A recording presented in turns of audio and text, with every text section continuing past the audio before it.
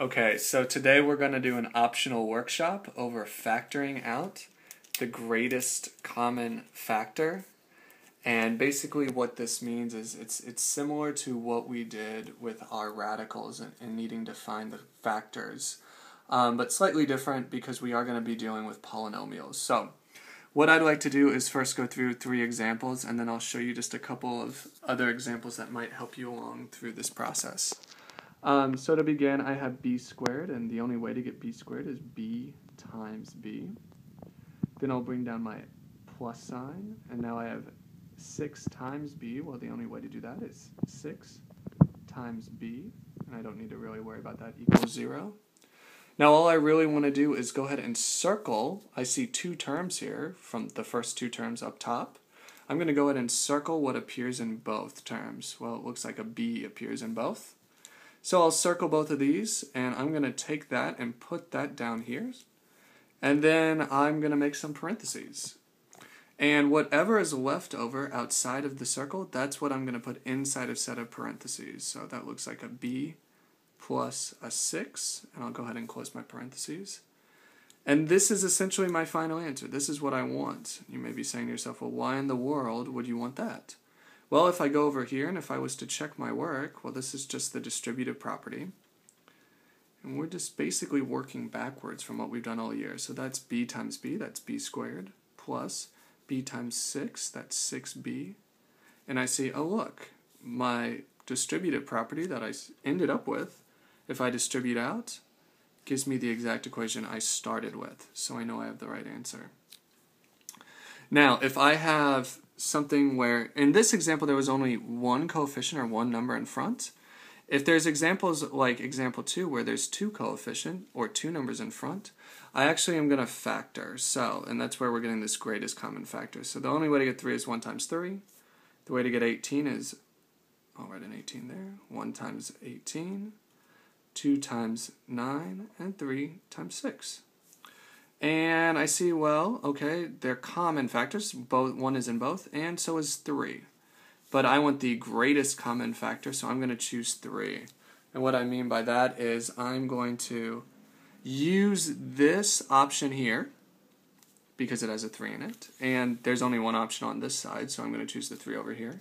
And I'm going to actually break up each one of these numbers when I write it out. So this is what I mean. Let's start with 3x squared. Well, I'm going to do 1 times 3, breaking up that 3, times, and there's only one way to get x squared, that's x times x. Bring over our plus sign, plus. Now, I want to break up 18, and I want to choose the option that has 3, so I'll choose this option, so that's 3 times 6, and then I want an x, so times x. And again, we don't have to worry about that 0. Now here we're going to circle our common factors, or our numbers and variables that appear in both. Well, it looks like a 3 is in both of these. It looks like an x is in both of these. So in this case, I'm actually going to bring both of these down. So I have 3x on the outside of my parentheses. And then I make a parentheses and I say, okay, what's left over? Well, I have a 1 and an x, so that's 1x. Plus, all that's left over on this side is 6. And I close my parentheses, and that is my answer. If I was to distribute this 3x to both of my terms on the inside, I would get my original problem. I'm going to give you one more example, and then I think you'll be set up for success. The last one is, in the first 2 examples, these were equal to 0, and the only way this is going to work is if I make example 3 also equal to 0. So the way I'm going to do that is I want to get this positive 15n on the other side, so minus 15n, minus 15n. These cancel out, and I'm left with 0, and that's what I want. And then I have 6n squared minus, bring that minus, 15n. I can't combine these two because an n squared and an n don't go together. Now at this point, this is very similar to example 2, so let's go ahead, we'll break up. We have 6, 1 times 6, 2 times 3. And then 15 is 1 times 15, and 3 times 5. And it looks like I have 1s in both of these, and looks like 3 is also going to be the greatest common factor here as well. So I'm going to choose the option when I break this up that has the 3 in it. So that's 2 times 3 for 6, 3 times 5 for 15. So let's go ahead and break this up. So my 6, that's 2 times 3. And then n squared is n times n. Here I have subtraction, so minus. And then let's break up the 15. 3 times 5 times, and we have an n, so n. And again, we don't need to worry about that 0. Let's circle our like terms, 3 and n, 3 and n. So I bring those to the outside. Parentheses, what's left over? 2 times n minus, what's left over here? 5. And again, if I wanted to check my work, I could distribute the 3n to both terms, and I would see that it would actually give me my original problem right here. So that is your optional workshop. If you look through your sheet, you should see the vast majority of problems are going to mimic the 3 examples I just gave you.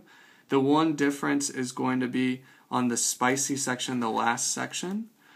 We'll just do one quick example for number 10. In this case, there's 3 terms, and I'm just going to break up the 3 terms like I did earlier. I have a 2. The only way to get that is 1 times 2.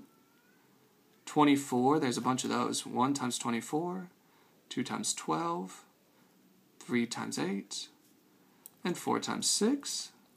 And then finally 8, I have 1 times 8 and 2 times 4. Well, what's left over here? I got 1s, I have 2s, and I have 4s, but 4s are only on this, and I actually need one that matches in all 3 of them. So my highest number or greatest common factor is 2. So I'm going to use the options that have the 2 in it. So now let's break it up. So we have 2z squared, so that's 1 times 2 to break up the 2. Z squared is z times z. Bring that plus sign over right here, bring that over. 24 is 2 times 12. Again, I'm using this option because I want to use the 2. I have a z over there, so times z. Minus 8, and again, I want to use this. So 2 times 4. I don't need to worry about the 0. So I have 3 terms here. I'm going to circle what's in all 3 of them. Well, in this case, there's a 2 in all 3 of them, but there's no variable in the 3rd term, so I can only pull out that 2. So I'll go ahead and do that. That's my greatest common factor. And now I circle what's left behind. That's 1 times z, plus 12 times z. That's just 12z. Oh, minus 4. And this would be our answer. I'm going to simplify just one more step. That's 1. Z times z is z squared plus 12z plus negative 4. And that, ladies and gentlemen, is our final workshop.